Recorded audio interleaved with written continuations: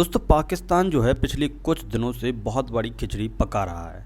उसका मानना ये है कि अगर कल के दिन इंडिया और पाकिस्तान के बीच में वॉर होता है और अगर इंडिया पाकिस्तान के ऊपर अटैक करता है तो टर्की और सऊदी अरेबिया उसको बचाने के लिए आएंगे और उसके पाकिस्तान के साथ मिलकर इंडिया के ऊपर अटैक करेंगे। ये पाकिस्तान का मानना है और ऐसा ही कुछ एग्रीमेंट जो है टर्की, पाकिस्तान और सऊदी अरेबिया के बीच में साइन हुआ है। दरअसल ये एग्रीमेंट है क्या? दरअसल हम इस एग्रीमेंट को कहा गया है मक्का पैक्ट और मक्का एग्रीमेंट। तो इसके बीच में हम जानने की कोशिश करेंगे कि एक्चुअल में ये है क्या और इससे पाकिस्तान को क्या बेनिफिट है और इससे इंडिया को क्या नुकसान हो सकता है। और इसमें हम ईरान की भी बात करेंगे कि इससे सऊदी अरेबिया को क्या बेनिफिट होने वाला है। बने रही वीडियो के लास्ट तक। तो 7 अगस्त 2026 को एक मक्का जॉइंट डिफेंस एग्रीमेंट जो है वो टर्की, सऊदी अरेबिया और पाकिस्तान के बीच में साइन किया गया है। जिसमें कहा गया है कि अगर कोई भी कंट्री तीनों में से किसी एक के ऊपर अटैक करती है तो उसको तीनों के ऊपर अटैक कंसीडर किया जाएगा और वो तीनों कंट्री जो है मिलकर उसके रिस्पॉन्स में हमला करेंगी और उस पर्टिकुलर कंट्री पर अटैक कर सकती हैं। और दोस्तों इसको मुस्लिम नाटो भी कहा जा रहा है। अब मुस्लिम नाटो क्यों कहा जा रहा है इसके बारे में हम आगे चर्चा जरूर करेंगे। तो सबसे बड़ा सवाल यहाँ पर ये है कि ये जो मक्का जॉइंट डिफेंस एग्रीमेंट साइन हुआ है तीनों कंट्री के बीच में, इसका मेन पर्पज क्या है? इसका अगर हम मेन पर्पज देखें तो यहाँ पे कलेक्टिव डिफेंस की बात की जा रही है। मतलब एक आर्म्ड अटैक मेंबर जो है तीनों देशों के बीच में एक आर्म्ड एग्रीमेंट साइन किया जाएगा। इससे जो है सऊदी अरेबिया को प्रोटेक्शन प्राप्त होगा। मतलब जो रियाद जो है वो एडिशनल सिक्योरिटी की मांग कर रहा है, क्योंकि वहाँ पे आप देख रहे हैं कि जो ईरान के प्रॉक्सी मिलिट्री जो है वो आए दिन सऊदी अरेबिया के इंफ्रास्ट्रक्चर, एयरपोर्ट, बिल्डिंग्स वगैरह पर जो है आए दिन अटैक करते रहते हैं। तो इसी से निपटने के लिए सऊदी अरेबिया ने ये पैक्ट जो है एक मक्का जॉइंट डिफेंस एग्रीमेंट जो है उसको साइन किया है। क्योंकि अगर कल के दिन ईरान जो है सऊदी अरेबिया के ऊपर अटैक करता है तो उसको बचाने के लिए टर्की और पाकिस्तान मिलकर ईरान का सामना करेंगे, ऐसा जो है सऊदी अरेबिया का मानना है। इससे क्या होगा कि तीनों देशों के बीच में मिलिट्री कोऑपरेशन भी बढ़ेगी, जैसे कि डीपेन एक्सरसाइज होगी, डिफेंस कोऑर्डिनेशन जो है, inter operability and defence industry cooperation की भी यहाँ पे बात की जा रही है कि हम डिफेंस सेक्टर, इंडस्ट्री और बहुत सारी चीज़ों में कोऑर्डिनेट करेंगे और इसको आगे ले जाने की बात भी करेंगे।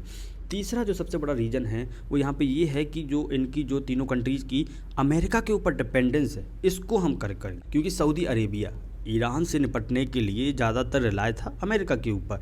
तो ट्रंप की जो खोखली नीतियाँ जो हैं उससे सऊदी अरेबिया ने परेशान होकर कहा कि क्यों ना एक खुद का एक मुस्लिम नाटो टाइप का एक जुट बनाया जाए, एक ग्रुप बनाया जाए जिसमें वो है ईरान और जो मुस्लिम वर्ल्ड से जो वहाँ पे इंस्टेबिलिटी मिडिल ईस्ट में चल रही है उससे निपटा जा सके।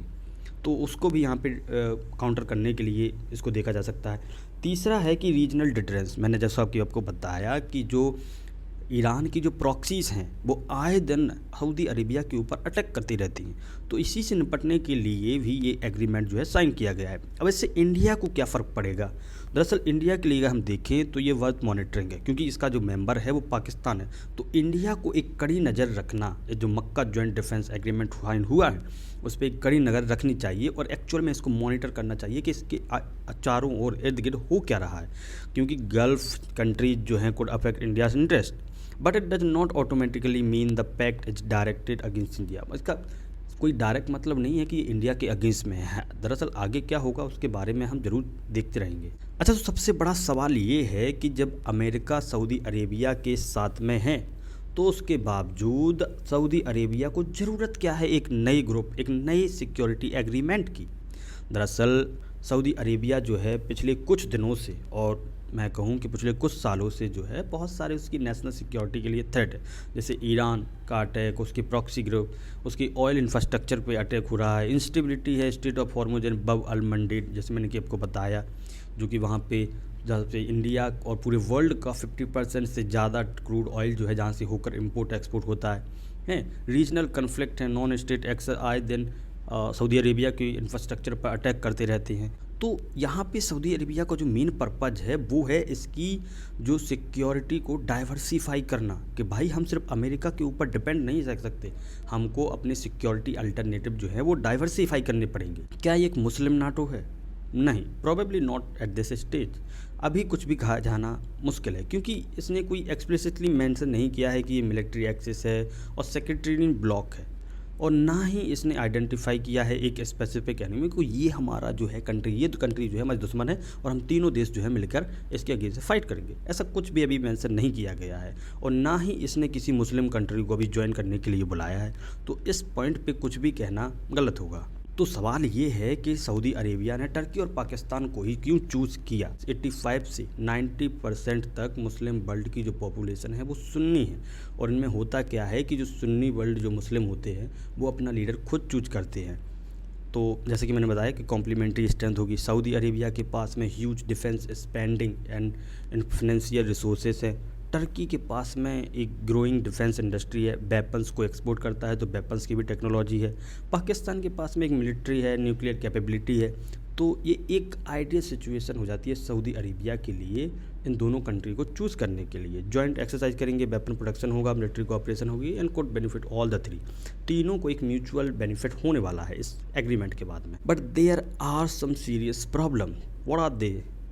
देखो, सऊदी अरेबिया और टर्की जो है वह कम्प्लीमेटेड हिस्टोरिकल रिलेशनशिप, दोनों के बीच में बनती नहीं है एक्चुअली में बात करें तो।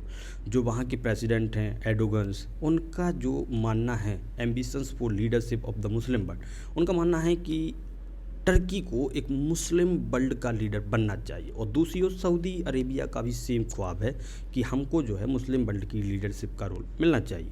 तो यहाँ पे दोनों के बीच में एक काउंटर व्यू पॉइंट जो है देखा जा सकता है। दूसरी चीज़, सऊदी अरेबिया और टर्की के बीच में पहले से भी रिलेशन जो हैं बुरी तरीके से डैमेज हुए थे। जमाल खशोगी जो हैं सऊदी अरेबिया के जर्नलिस्ट थे। अगर हम उनका माने तो ही criticise Saudi prince Salman for supporting Afghan मुजाहिदीन। जो वहाँ के उस टाइम के सलमान प्रिंस थे सऊदी अरेबिया के, उन्होंने अफ़गान मुजाहिदीन को सपोर्ट किया था वहाँ पे रिबेलियन ग्रुप्स को भड़काने के लिए अफ़गानिस्तान में। तो यहाँ से भी कुछ दोनों कंट्री के बीच में रिलेशन सही नहीं है। पाकिस्तान ने भी काफ़ी प्रॉब्लम फेस की है deploying troops in Saudi Arabia. तो ये कोई रिलायबल सोर्स नहीं माना जा सकता है। Pakistan and Turkey both share border with Iran. तो इससे होगा क्या कि कल के दिन सऊदी अरेबिया कहे कि ईरान ने सऊदी अरेबिया के ऊपर अटैक किया है, तो टर्की और पाकिस्तान जो है ऑन ग्राउंड, मतलब ग्राउंड पर उतरकर ईरान पे अटैक करे। तो ये आइडियली पॉसिबल नहीं है, क्योंकि दोनों की दोनों कंट्रीज जो हैं वो ईरान के साथ में बॉर्डर शेयर करती हैं। तो उस बीच में एक कन्फ्लिक्ट जो ऑफ इंटरेस्ट होगा, तो इसके कुछ सक्सेसफुल होने के चांसेस बहुत कम हैं। पाकिस्तान जो है वो ईरान के साथ में 900 किलोमीटर एक लॉन्ग बॉर्डर शेयर करता है। It has significant Shia population and it own internal security challenges. जो दोनों के बीच में, मतलब शिया पॉपुलेशन जो है वो ईरान में भी है और पाकिस्तान में भी है। तो ये बहुत बड़ी प्रॉब्लम है पाकिस्तान के लिए।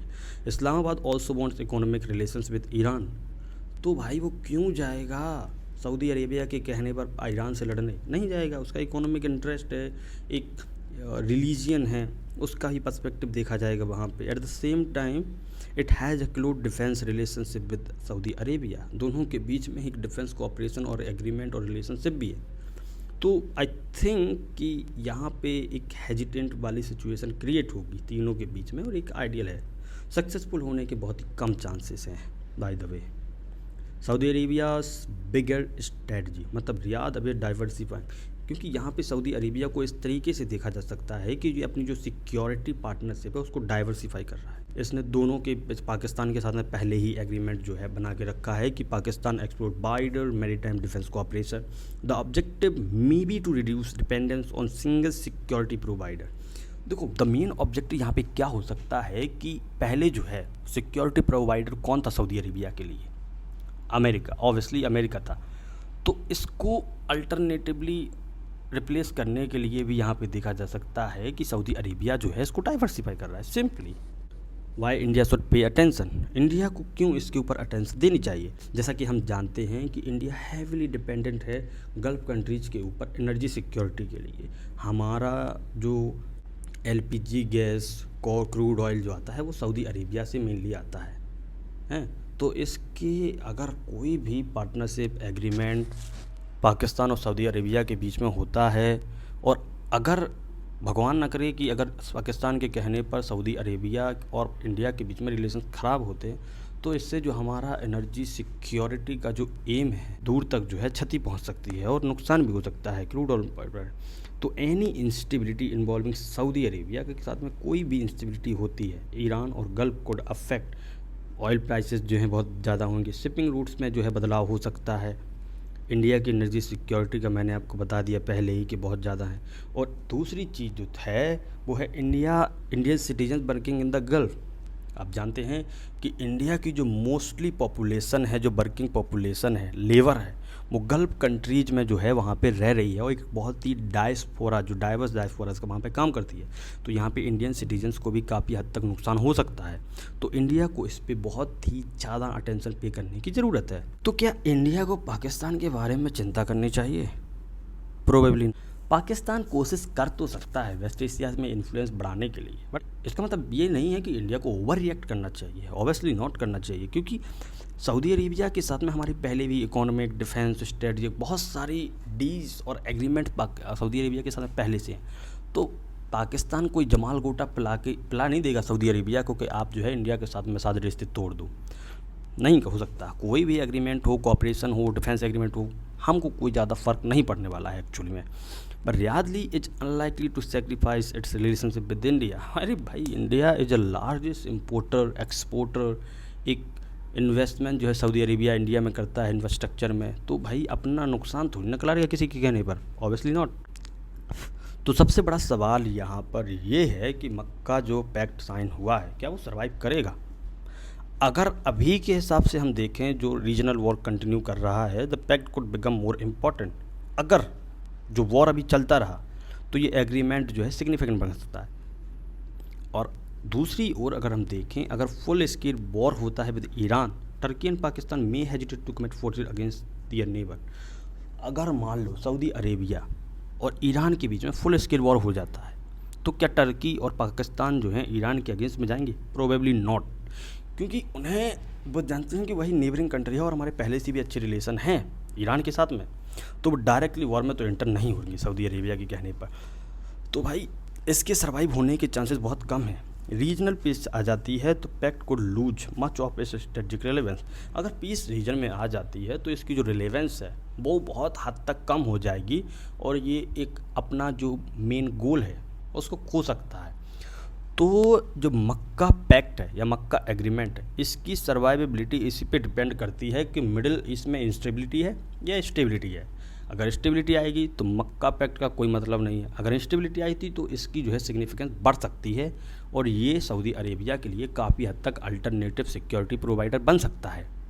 इंडिया को क्या नुकसान हो सकता है? ज़्यादा कुछ फ़र्क नहीं पड़ेगा जहाँ तक और ब्यूरोक्रेट्स का मानना है। क्यों? क्योंकि भाई हमारे रिलेशंस बहुत अच्छे हैं सऊदी अरेबिया के साथ में, डिफेंस है, स्ट्रेटजिक है, इकोनॉमिक है, ऑयल इंपोर्टर है इंडिया, बहुत सारी इन्वेस्टमेंट सऊदी अरेबिया के द्वारा इंडिया में किया जाती हैं। तो ज़्यादा कोई घबराने की बात नहीं है और आगे क्या क्या इसमें अपडेट हो सकता है मैं आपको अपडेट करता रहूँगा। और अगर आपको वीडियो पसंद आया है तो प्लीज़ लाइक करें और चैनल को सब्सक्राइब करें। धन्यवाद।